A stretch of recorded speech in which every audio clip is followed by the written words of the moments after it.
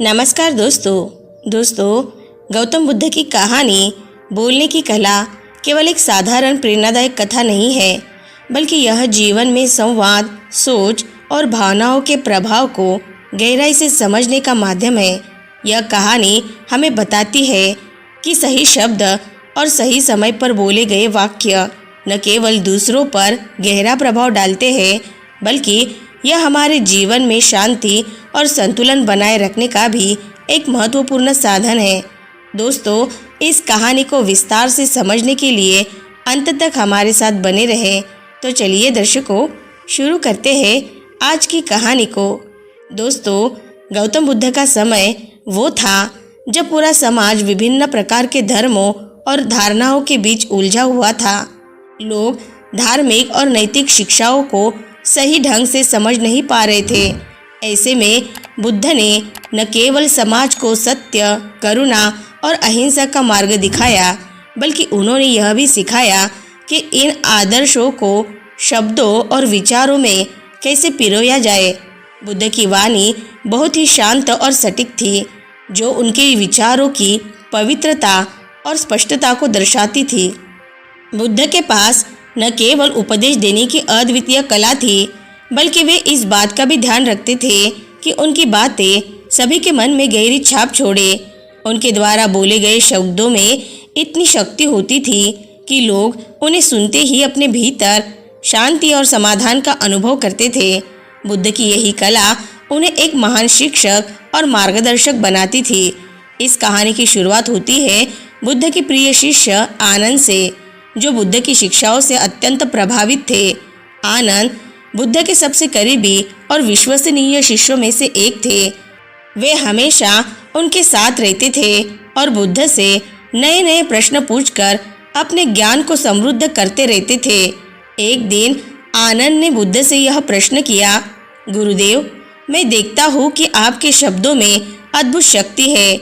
जब आप बोलते हैं तो लोग ध्यान से सुनते हैं और आपकी बातों का गहरा असर उनके जीवन पर पड़ता है। क्या यह संभव है कि एक व्यक्ति बोलने की कला सीखकर अपने जीवन को जैसा चाहे वैसा बना सके?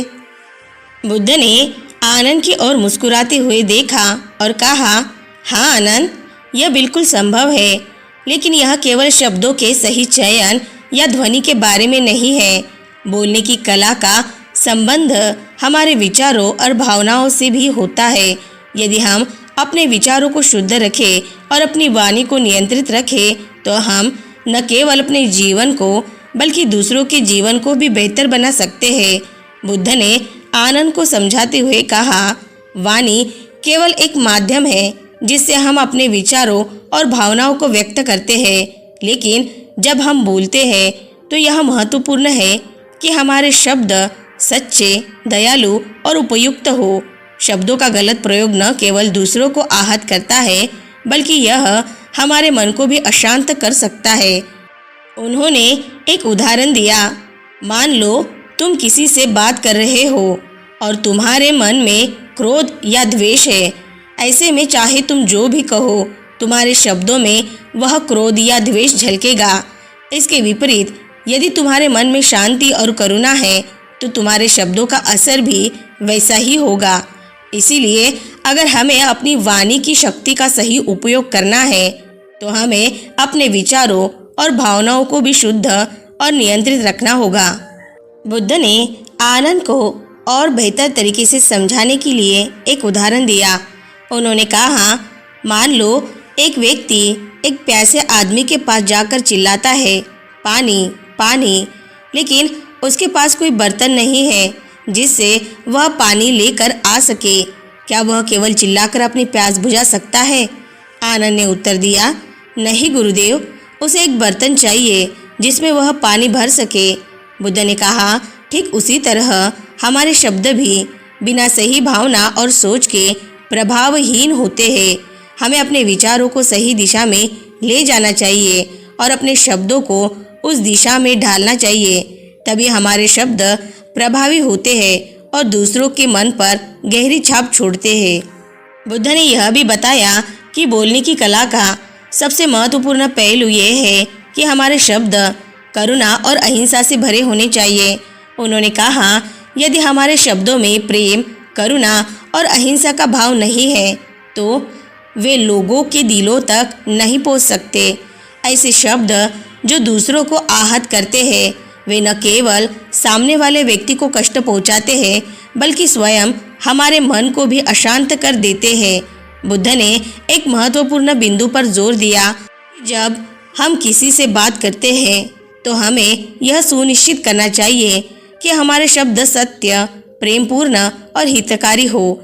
यदि हम ऐसा करने में सक्षम हो जाते हैं तो हमारी वाणी से केवल शांति और आनंद का प्रसार होगा और हम अपने जीवन में भी सुख और शांति का अनुभव करेंगे।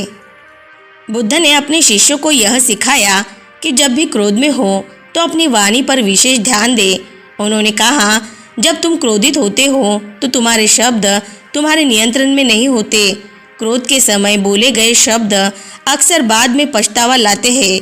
इसीलिए जब भी क्रोध महसूस हो तो पहले अपने मन को शांत करने का प्रयास करो। उन्होंने शिष्यों को यह भी सलाह दी कि क्रोध के समय किसी को तुरंत प्रतिक्रिया देने की आवश्यकता नहीं होती। यदि कोई तुम्हें अपमानित करता है या तुम्हारे प्रति अपशब्द कहता है तो उसकी बातों का जवाब देने से पहले शांत हो जाओ। जब तुम्हारा मन शांत हो जाएगा तो तुम सही तरीके से सोच सकोगे और सामने वाले व्यक्ति को समझा सकोगे कि वह गलत कर रहा है। बुद्ध ने बोलने की कला को 3 महत्वपूर्ण सिद्धांतों में विभाजित किया। पहला, सत्य और सटीकता। किसी भी बात को बोलने से पहले यह सुनिश्चित करो कि वह सत्य है। झूठे और भ्रामक शब्द लोगों के बीच अविश्वास उत्पन्न करते हैं। सत्य और सटीकता हमारे शब्दों की विश्वसनीयता को बढ़ाते हैं। दूसरा, सही समय और स्थान। सही बात को सही समय पर और सही स्थान पर बोलना भी आवश्यक है। कई बार सही बात भी गलत समय पर कहने से उसका विपरीत प्रभाव पड़ता है। सही समय और स्थान का चयन हमारे संवाद को प्रभावी बनाता है। तीसरा, करुणा और प्रेम। हमारे शब्दों में करुणा और प्रेम होना चाहिए, चाहे स्थिति कैसी भी हो। प्रेम और करुणा से बोले गए शब्द व्यक्ति के दिल तक पहुंचते हैं और क्रोध या द्वेष को शांत करते हैं। बुद्ध की वाणी की महिमा सुनकर एक राजा ने बुद्ध को अपने महल में आमंत्रित किया। राजा ने बुद्ध से पूछा, गुरुदेव, मैंने सुना है कि आपकी वाणी में जादू है। लोग कहते हैं कि आप जो भी बोलते हैं वह सत्य हो जाता है। क्या आप मुझे यह जादू सिखा सकते हैं? बुद्ध ने उत्तर दिया, हे राजन, मेरी वाणी में कोई जादू नहीं है। यह केवल सत्य, अहिंसा और करुणा पर आधारित है। यदि तुम भी इन तीनों का पालन करोगे तो तुम्हारी वाणी भी प्रभावशाली हो जाएगी। राजा ने सोचा कि यह काम बहुत सरल है। उसने तुरंत बुद्ध के उपदेशों का पालन करने का निश्चय किया।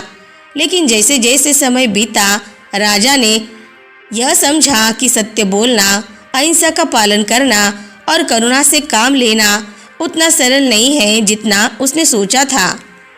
धीरे धीरे राजा को यह समझ आया कि बुद्ध की वाणी का जादू उनके विचारों और भावनाओं की पवित्रता में निहित है। केवल शब्दों का सही चयन करना ही पर्याप्त नहीं होता, बल्कि हमारे विचारों और भावनाओं का भी महत्वपूर्ण योगदान होता है।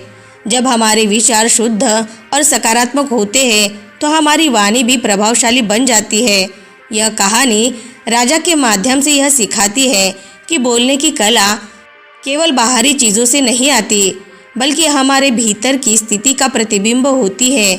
जब हम अपने मन और विचारों को शुद्ध कर लेते हैं तो हमारी वाणी भी स्वाभाविक रूप से प्रभावी और शांतिपूर्ण हो जाती है। दोस्तों, गौतम बुद्ध की इस कहानी का सार यह है कि बोलने की कला न केवल शब्दों के चयन से जुड़ी है, बल्कि यह हमारे विचारों, भावनाओं और हमारे आत्मनियंत्रण से भी गहराई से जुड़ी है। इस कहानी के माध्यम से हमें यह शिक्षा मिलती है कि यदि हम अपनी वाणी को नियंत्रित करना और सही दिशा में उपयोग करना सीख जाए तो हम न केवल अपने जीवन में सुख, शांति और सफलता प्राप्त कर सकते हैं, बल्कि दूसरों के जीवन में भी सकारात्मक परिवर्तन ला सकते हैं। बुद्ध ने हमें यह सिखाया कि कि सही बोलना केवल शब्दों का खेल नहीं है। इसका मूल आधार यह है कि हम कैसे सोचते हैं और हमारे मन में क्या भावनाएं हैं। जब हमारे मन में प्रेम, करुणा और सत्यता होती है तो हमारी वाणी भी वैसी ही होती है। दूसरी ओर यदि हमारे मन में क्रोध, द्वेष या नकारात्मकता है तो हमारे शब्द आहत करने वाले हो सकते हैं और दूसरों पर नकारात्मक प्रभाव डाल सकते हैं। इसीलिए अपने विचारों को शुद्ध और सकारात्मक बनाए रखना आवश्यक है ताकि हमारी वाणी से किसी को कष्ट न पहुँचे। राजा के उदाहरण के माध्यम से हमें यह भी समझ में आता है कि यह कला सीखने के लिए धैर्य और आत्म अनुशासन आवश्यक है। केवल शब्दों का जादू सीखने से कुछ नहीं होगा जब तक कि उसके पीछे की भावनाएं शुद्ध न हो। इस कहानी का अंतिम निष्कर्ष ये है कि सच्ची बोलने की कला आत्मनियंत्रण, आत्म जागरूकता और करुणा के आधार पर होती है। जब हम इन गुणों को आत्मसात कर लेते हैं तो हमारे शब्दों में जादू आ जाता है। इससे हमारे शब्द न केवल हमें बल्कि दूसरों को भी प्रभावित करते हैं और समाज में शांति, सौहार्द और प्रेम का प्रसार होता है। दोस्तों, गौतम बुद्ध के अनुसार सही वाणी एक महान साधना है जो जीवन के हर पहलू में सुधार लाती है और हमारे अंदर की अच्छाई को बाहर लाती है। जब हम अपनी वाणी में संयम और विचारशीलता को अपनाते हैं तो हम अपने जीवन को अपनी इच्छाओं के अनुसार ढाल सकते हैं और दूसरों के साथ सामंजस्यपूर्ण संबंध प्रस्थापित कर सकते हैं। बोलने की कला वह ताकत है जो जीवन को नई दिशा दे सकती है। यह हमारे भीतर के भावों का बाहरी प्रदर्शन है जिसे अगर सही ढंग से इस्तेमाल किया जाए तो वह सृजनात्मक शक्ति का रूप ले लेती है। तो दोस्तों, आज की कहानी से आपको बहुत कुछ सीखने को मिला होगा। वीडियो अगर पसंद आई होगी तो वीडियो को लाइक, शेयर और चैनल को सब्सक्राइब ज़रूर से कर लें। मिलते हैं नेक्स्ट वीडियो में। तब तक के लिए अपना ख्याल रखें। धन्यवाद।